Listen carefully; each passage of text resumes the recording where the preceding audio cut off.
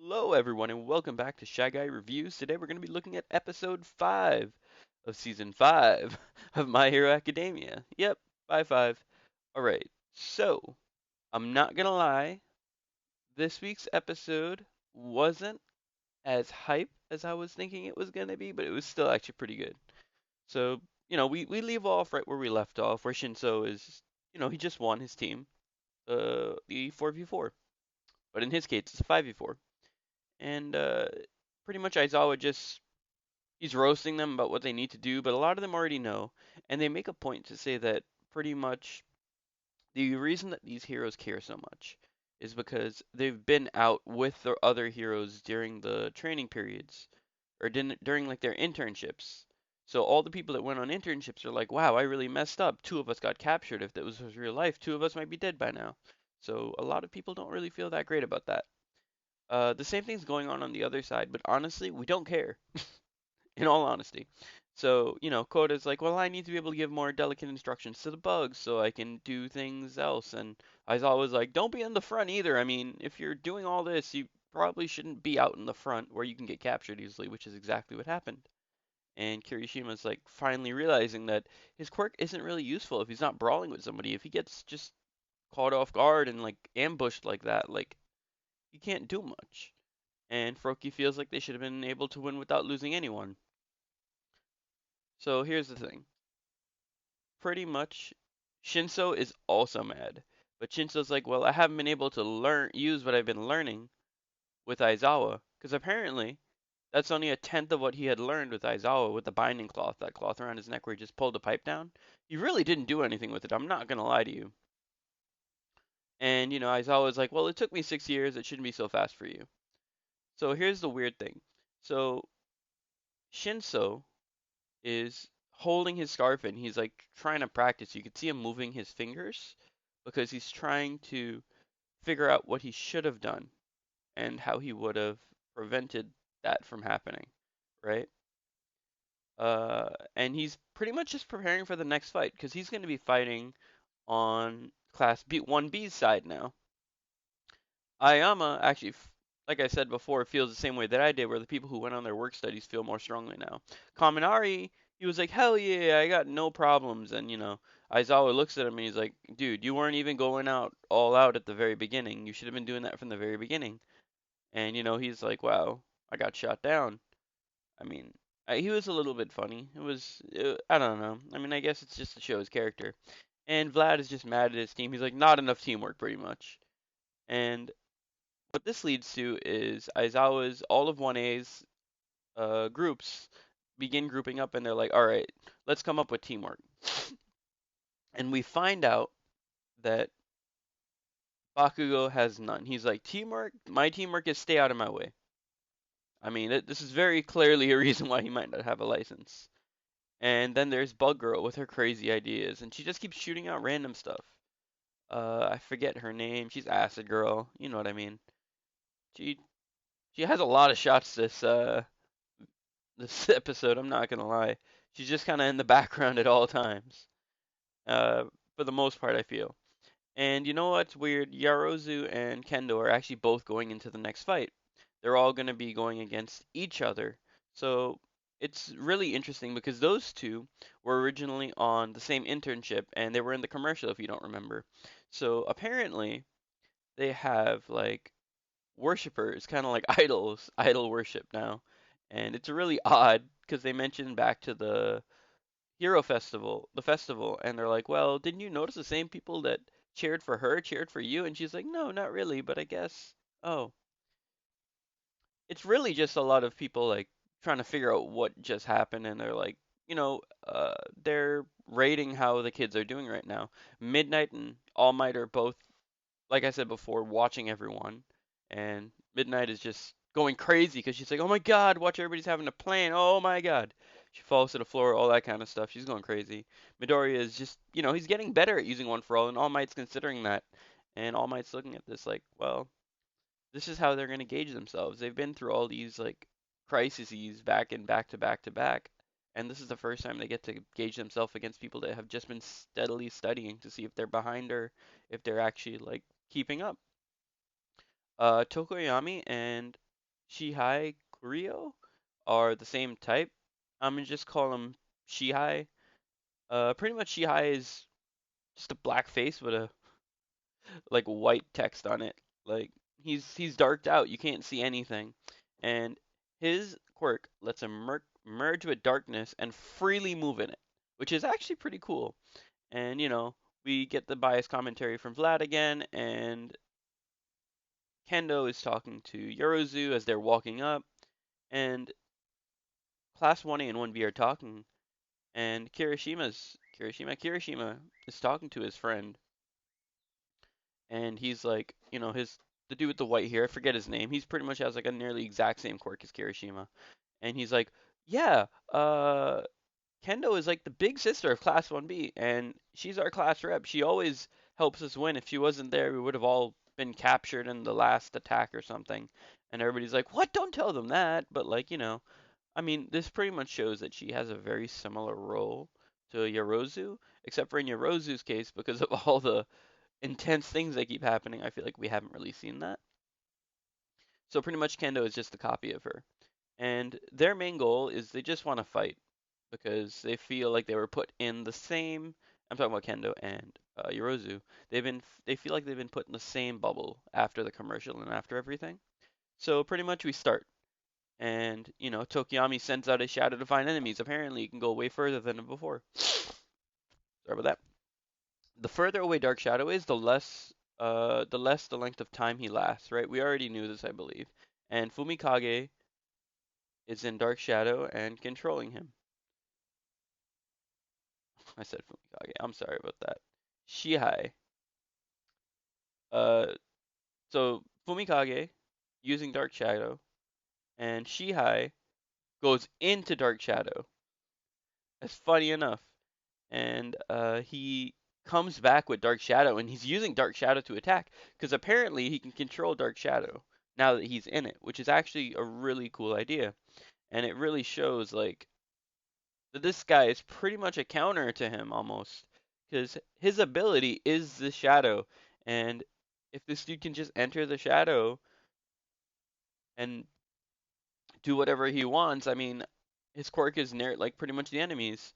Also, the funny thing about this is before all this even begins, they're talking. They're like, "Well, we're both dark. Oh, there can only be one dark person, pretty much," and they're having a what do you call it? A edge off. And honestly, I don't mind that. And Tokuyami is like, all right, this is bad.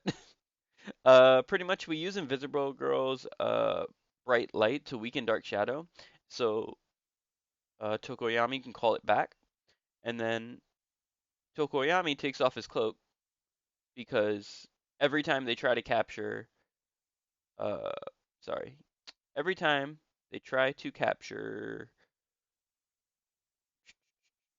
Shihai, every time they try to capture Shihai, he just melts into the shadow. I remember that Yorozu threw a net at him, and after he got caught in the net, he instantly combined with the shadow and out combined, and he was out because he can merge with the shadow, move freely out, and then just come out. So they can't really capture him like that. Like I said, Tokoyami takes off his cloak and it's like, holy shit. And he's like, now for my ultimate move, Dark Fallen Angel. And we're like, oh my god, what is this? So we get a flashback, right? We all remember, or I didn't really remember, but Hawks took care of Tokoyami after the festival, and he did everything with him, including like the 1 week and his internship and all that stuff. And when Hawk was taking care of him and Tokoyami was following Hawk in his missions, nobody can keep up with Hawk. Hawk just keeps going forward and forward and forward, taking care of everything back to back to back. And all the sidekicks do is they clean up after him and they file paperwork because they can't keep up with him. Nobody can keep up with him. So, you know, they're trying to deal with that. And Tsukuyami is like, Tsukuyomi. Tokoyami is like, man, why did you call me here? You know, I mean, I can't do anything. All I'm doing is running after you, and we're not catching up, and we're not learning anything. And pretty much his entire week was like that, so he didn't learn anything. And Hawk is like, well, me and you are birds of a feather. And he's like, are you serious? He's like, Yes, I'm 20% serious. I'm like, all right, you got me there. You can't use my lines against me 20% serious. Nah. So Hawk is really, his real intentions was to talk to Tokoyami about the League of Villains attack, and he just wanted info. So Tokoyami gave him all the info.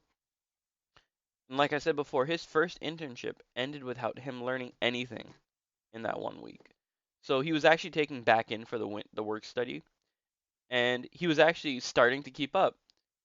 The subordinates or the sidekicks were like, "Oh, look, he's actually starting to keep up. Holy crap!"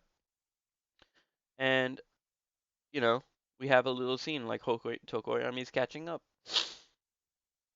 and then that's it. So pretty much after this, Tokoyami's in school one day, and Hawk shows up, and Hawk is like, "Come with me." Hawk takes Tokoyami and flies around with him, and he's like, "Look, we can fly." And Tokoyami's like, "Holy shit, we can fly!" And he's like, "Man, you've got a very similar quirk to me. You pretty much you're pretty much a bird. We're birds. We're birds of a feather. We should both be able to fly." And Hawks explains, 50% of the reason I took you in was because one, the League of Villains, 50%. 30% is because he saw that he was wasting his potential on covering his weakness rather than polishing his strengths. This entire time, Tokoyami has been covering all of his weaknesses rather than polishing what he's actually good at. And Hawk says a really nice thing here is pretty much the ones who could fly should fly. Pretty much saying, bro, you can do it, you might as well. It's going to be so much more effective. You're one of the few people in the class that could probably fly. You should make use of this. So, that's the end of the flashback. And honestly, it was pretty cool. It was a little bit uplifting, and you could see that Hawks is a bit. It was a bit scary actually, because Hawks is a bit not nice. These words are not really that great, but you know what I mean? It gets the point across. He's not really like helping him. He's like, "Well, you should be able to do this. I can do this, blah blah blah." But luckily in the end he does, help him in his own way. And 1B Shadow is like, "Okay, that's a cool named move. Dark Fallen Angel." And he's moving in the shadows and the pipes, so he's hard to find. So what they do is they explain, or he explains, that this entire time he's been egging on Tokoyami. He's been egging him on, like, I'm gonna fight you, I'm gonna fight you, I'm gonna fight you. But realistically, he's just trying to sneak around and capture someone else. He captures Aoyama, Naval Laser. He set up an emotional attack on Fumikage, and he's like, I'm gonna fight you, I'm gonna fight you, I'm gonna fight you. He melts into the shadows as Fumikage is using his seemingly like finisher, his best attack, his ultimate move, Dark, what is it called? Dark Fallen Angel. And, he just leaves and he goes and he captures Ayame and he's trying to fly away. Or he's melting through the shadows, just carrying him and pulling him with his cape, like trying to capture him. It was a real big setup. I'm not gonna lie, it was pretty smart how he set that up, and I'm actually kind of impressed. But pretty much, Naval Laser ends up firing off his lasers because, it changes the shape of the shadows, which makes it a little bit harder for him to find. And Deku is just amazed by all of this. He's like, wow, that's so simple. I'm so amazed that Tokoyami came up with such a cool and simple idea. It's amazing that we never realized this. You could just put Dark Shadow under the cape and keep him hidden and then use him to fly around pretty much. Because he could put out big arms that are pretty much like wings. That also gives a little bit of reason to why he had pulled off his cape in his epic moment, which I do appreciate. So Invisible Girl and Yaoyorozu attack him, and suddenly Invisible Girl has mushrooms on her, caused by Mushroom Girl. I don't really know her name yet, but pretty much as they're chasing the Shadow Dude, they get caught in another trap from Kendo, because Kendo has planned everything out, and that's the end of the episode. So overall, this episode was okay. There was a lot of things happening for the most part, and the flashback took about half of it. The important thing here is that Tokoyami is finally getting some development. Like I said before, he's my favorite character. It's nice to see him get a little bit more fleshed out. Although I was really expecting a much more like epic attack. I mean, I get it, he could fly, that's cool and all, but with a name like Dark Fallen Angel, I wouldn't just expect to see him around flying. Maybe we haven't seen the full potential of it, and I'm really hoping we see more. But it looks like next week what we're gonna focus on is Kendo versus Yoyoratsu, and just see how that fight goes on. So you know what? I hope you guys enjoyed this week's episode. I hope you enjoyed my retelling of it. And honestly, if I had to rate this episode, I would probably give it a 6.5 out of 10. Right? For me, a 10 is very hard to get. A 9 is also very, very hard to get. An 8 is actually possible. I mean, I could give it like a 6.5 or a 7. You know what? I'll move it up to a 7. The reason I wouldn't want to give it up to an 8 is because I was expecting a lot more to happen with Tokoyami. And although I appreciate the flashback, I don't feel like enough happened in the episode.